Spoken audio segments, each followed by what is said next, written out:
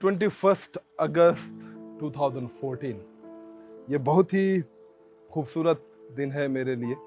उस दिन मेरी बेटी की पैदाइश हुई। लेकिन ये ख़बर जो ही हमको मिली कि मेरी बेटी की पैदाइश हुई है, ये मेरे लिए खुशी तो थी, लेकिन उससे ज़्यादा कंसर्न था कि वो वक़्त से बहुत पहले पैदा हो गई थी।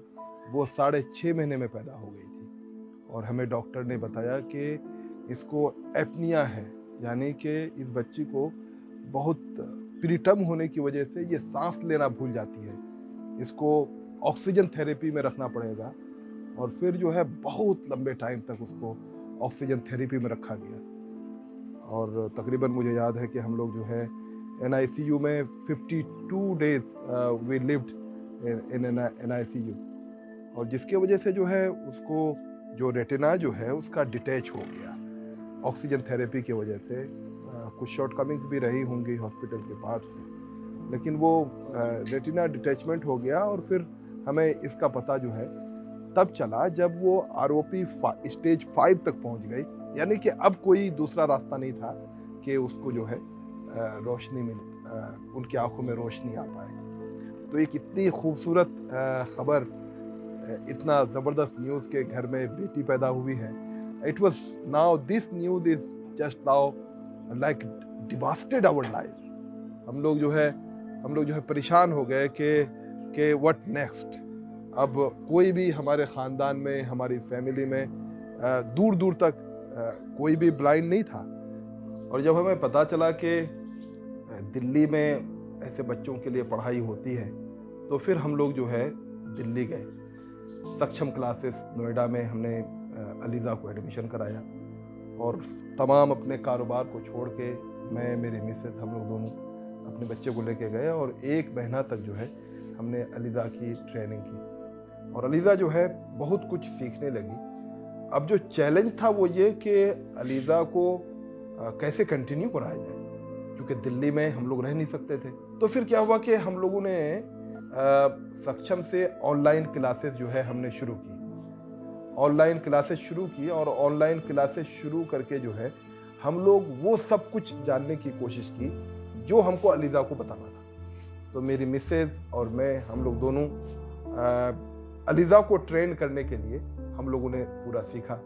और 2 साल तक अलीज़ा भी ऑनलाइन क्लास में रही और हम लोग भी सीख करके इस मुकाम पे आए हैं कि अलीज़ा को आज हम लोग इतना ट्रेन कर पाए हैं कि अलीज़ा अपना बुनियादी ज़रूरतों के अलावा जो है क्लास में अपने नोट्स बनाती है, कंप्यूटर चलाती है, कंप्यूटर में सारे डॉक्यूमेंट्स बनाती है, सेव करती है, उसको ओपन करती है।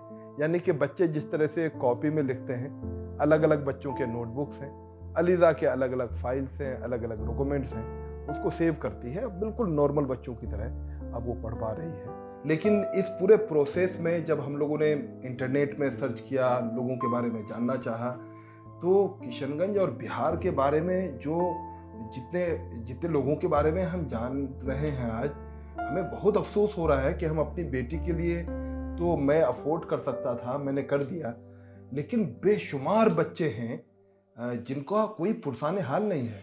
आपको जानकर ताज्जुब होगा कि किशनगंज की आबादी सिर्फ और सिर्फ 17 लाख है और पूरे बिहार में डिसेबल लोगों की आबादी 2.3 मिलियन है, यानी तकरीबन 23 लाख। यानी कि किशनगंज, पूरे किशनगंज की आबादी से ज़्यादा, इससे बड़ा डिस्ट्रिक्ट जो है, चाहे तो वो अंधा है, हाथ नहीं है, पैर नहीं है, सुन नहीं सकता है, इतनी बड़ी आबादी है पूरे बिहार में।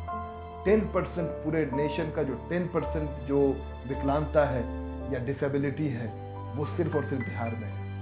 लेकिन जो इंफ्रास्ट्रक्चर है ऐसे बच्चों के लिए, पूरे इंडिया में सबसे ज़्यादा जो पैथेटिक कंडीशन है ऐसे बच्चों की, चाहे उसका एजुकेशन हो या ज़िंदगी के दूसरे मसाइल में उनको हेल्प करने की बात हो, बिहार सबसे पीछे है।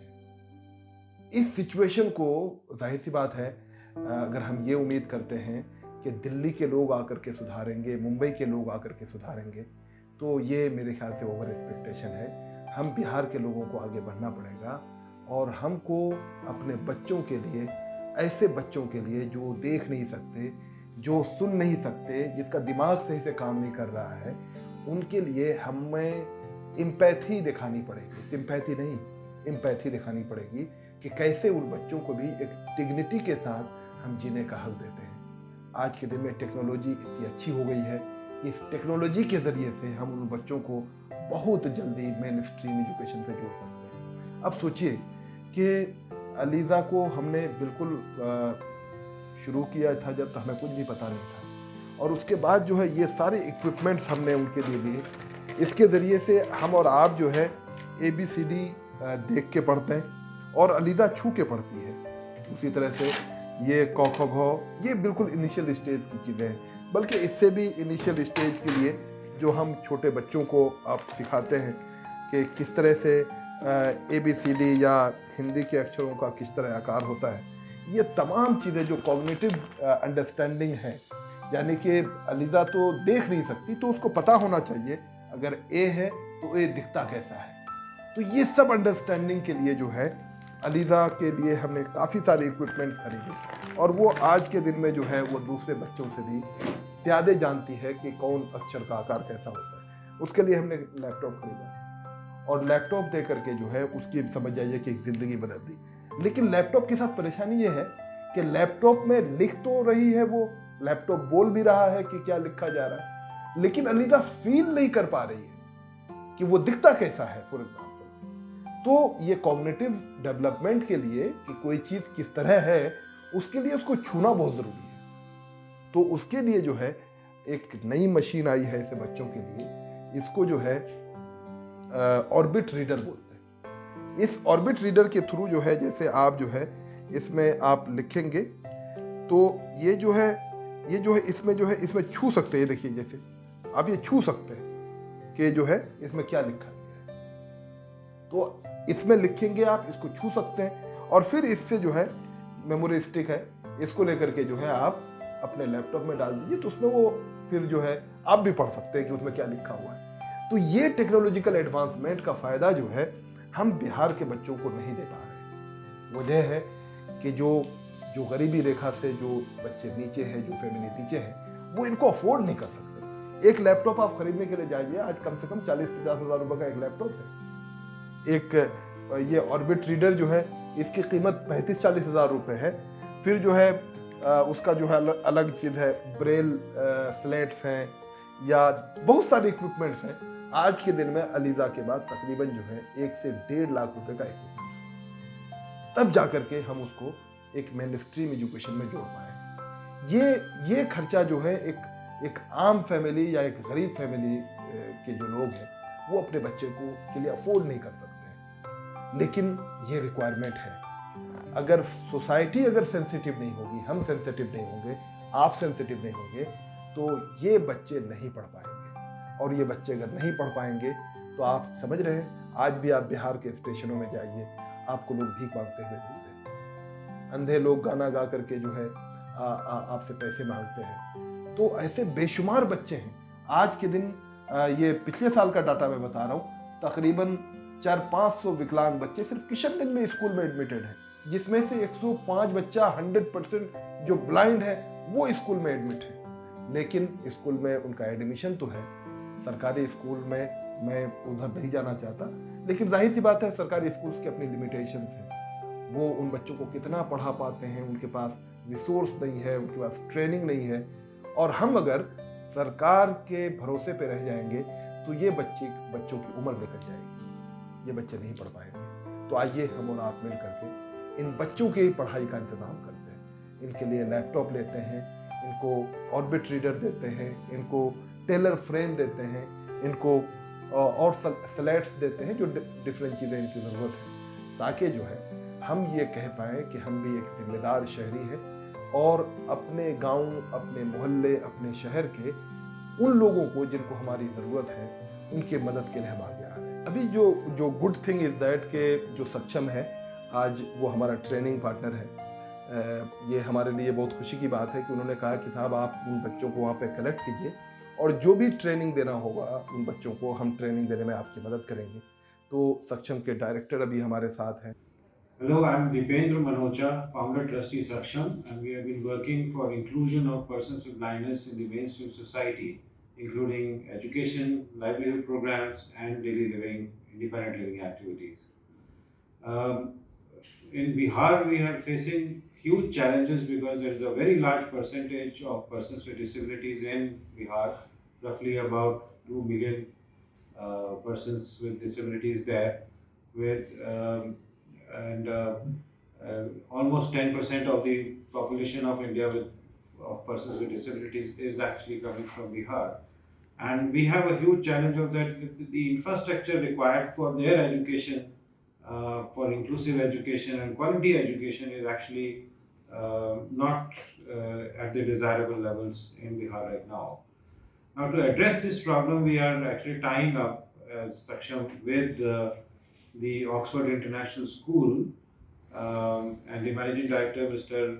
Uh, Tafhim Ahmed, who is also the founder of the Seed Foundation, to set up a section within the school which will actually help prepare children with blindness to be integrated into the mainstream program of the Oxford International School. Now, this is a model which is a proven model. We have actually been partnering with several schools, quality education schools in various parts of the country, especially in Delhi and Noida, Delhi NCR region. And this is something that we would like to replicate in Bihar with this partnership. It's absolutely a proven model. We have had students who go through this kind of a program do not need any further rehabilitation or support activities after their education. In fact, they themselves support their families after this kind of an intervention. So we really hope that a lot of people can join us in this endeavor and help us establish this model in Bihar also to address this problem. Thank you. Seed foundation के ज़रिए हम लोग एक पिछले 5-6 सालों से एक school चला रहे हैं, बल्कि 7 सालों से, ऑक्सफोर्ड इंटरनेशनल स्कूल। तो हम लोगों ने सोचा कि क्यों न जो है इस स्कूल के अंडर में ही एक हम लोग सेक्शन जो है एबल्ड सीड के नाम से बना लें, और इस एबल्ड सीड में हम बच्चों को लेके आएँ और यहाँ पे ट्रेन करें और उसको नॉर्मल बच्चों के साथ पढ़ाया जाए। तो हमने एक सेक्शन तैयार कर लिया है। अभी इसी महीने से कई गार्जियंस हमारे राब्ते में हैं, तो बच्चे आना शुरू हो रहे हैं और ये बच्चे ट्रेन होकर के आई कैन अश्योर कि 2 साल में जो है ये जिस तरह से अलीज़ा नॉर्मल बच्चों के साथ पढ़ रही है, वो बच्चे भी नॉर्मल बच्चों के साथ पढ़ेंगे। एक बहुत ही मशहूर कहावत है कि don't give fish to a needy person, teach him how to fish. ऐसे लोगों को अगर आप सिखा देते हैं तो ये अपने पैर पे खड़े हो जाएंगे और अपनी ज़िंदगी डिग्निटी के साथ जी लेंगे।